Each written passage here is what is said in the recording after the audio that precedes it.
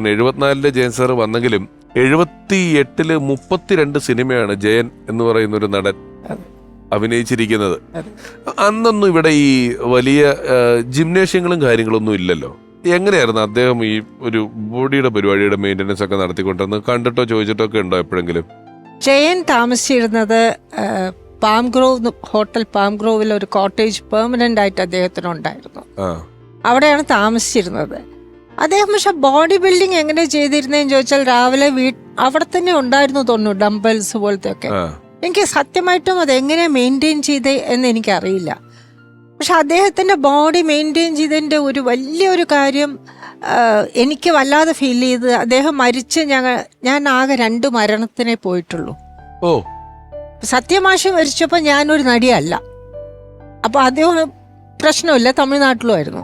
ഇദ്ദേഹം മരിച്ചതും തമിഴ്നാട്ടിലായിരുന്നു, ഷോലയൂർ എന്ന് പറഞ്ഞ സ്ഥലം. അപ്പോൾ അവിടെ ഞാനിത് വിവരം അറിഞ്ഞ ഉടനെ തന്നെ അന്ന് ജനറൽ ഹോസ്പിറ്റലിലായിരുന്നു ഇദ്ദേഹത്തിൻ്റെ ബോഡി പോസ്റ്റ്മോർട്ടം ചെയ്തത്. അപ്പം ഞാൻ അങ്ങോട്ട് പോയിരുന്നു. അന്ന് മലയാളം ഫീൽഡ് മൊത്തം അവിടെ ഉണ്ടായിരുന്നു, ഒരുമാതിരി എല്ലാവരും ഉണ്ടായിരുന്നു. ഞങ്ങൾ വലിയൊരു ഹാളിലാണ് ഇരുത്തിയിരുന്നത്. ഞങ്ങളെല്ലാവരും ഇരിക്കുന്ന സമയത്ത് ഡോക്ടർ പുറത്തേക്ക് വന്നിട്ട്, പോസ്റ്റ്മോർട്ടം കഴിഞ്ഞ് പുറത്തേക്ക് വന്നിട്ട് ഞങ്ങളെല്ലാവരും കണ്ടിട്ട് ആ പറഞ്ഞ ഒരു സെൻറ്റൻസ് എൻ്റെ മനസ്സൊന്നും മാറില്ല, കത്തി വയ്ക്കാൻ തോന്നിയില്ല, അത്ര പെർഫെക്റ്റ് ബോഡിയായിരുന്നു. ആ ബോഡി പോലെ ഒരു ബോഡി ഞാൻ കണ്ടിട്ടില്ല എന്നാണ് പറഞ്ഞത്. അത് പക്ഷേ ബ്രെയിൻ എന്ന് പറയുന്ന അത് ഇല്ലായിരുന്നു, കലങ്ങിപ്പോയിരുന്നു, തലയടിച്ചാ വീണ. അത് അതിൻ്റെ ആ ആക്സിഡന്റ് സമയത്ത് ഉണ്ടായിരുന്ന ബാലൻ കെ നായർ, അദ്ദേഹത്തിൻ്റെ മൂക്കിൻ്റെ അവിടെ ഒരു ഫ്രാക്ചർ, ജോ ബോൺ ഫ്രാക്ചർ, കൈയും ഫ്രാക്ചറായിരുന്നു.